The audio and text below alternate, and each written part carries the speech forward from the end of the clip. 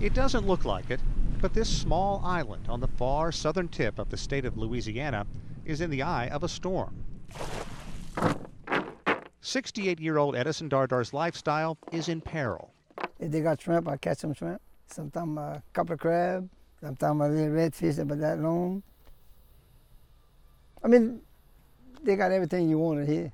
Culture and history are at risk as forces of nature combine, threatening to devour what's left of this strip of land called Ile de Jean Charles.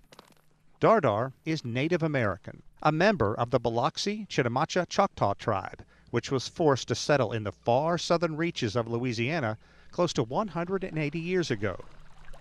But this land is washing away. All this right here, 20 years ago, you couldn't even see the water out here. It's like a lake now. Thomas Olivier has seen a dramatic change.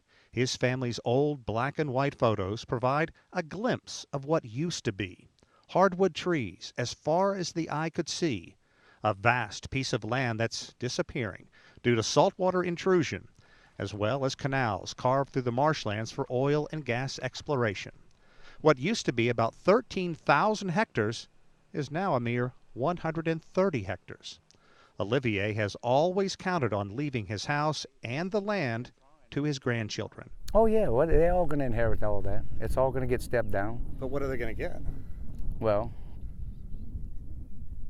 I don't know.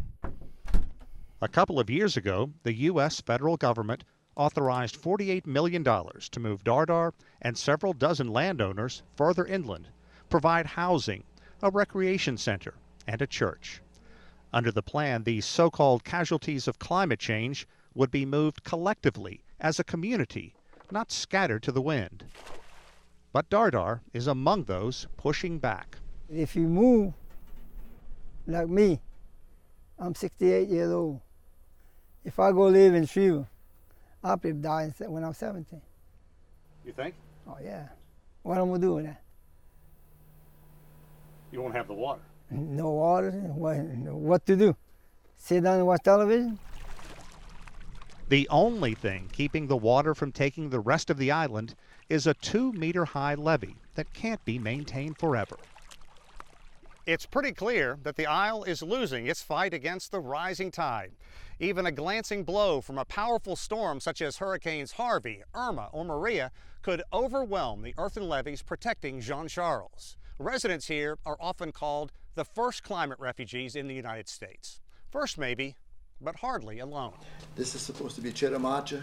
How and where to go rests squarely on the shoulders of Tribal Chief Albert Knockin. What's the fabric? Probably just grass or some type of branches maybe. Chief Albert, as he's known, wants to relocate people from the Isle to the town of Houma, Louisiana, about an hour's drive inland.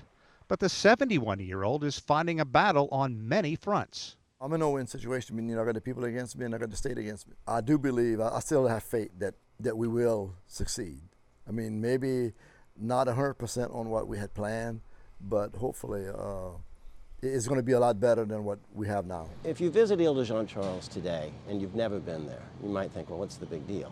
You know, it's just another spit of land with a few houses on it. But researchers see what's happening here in this part of Louisiana almost as a test case. Is this translatable? Is what you do, for a Native American community on a small island in Louisiana, is it translatable to a New Orleans or a Miami? Or Bangladesh, Indonesia, or other areas coping with coastal erosion from climate change. The plan is to move the residents, then no longer maintain the levee or the utilities, allowing the sea to reclaim the land. When I'm going to leave here, I'm going straight to heaven. That's the only place I'm going to change. Change is never easy, but stopping nature, that's all but impossible. Sean Calebs, CGTN, Ile de Jean Charles, Louisiana.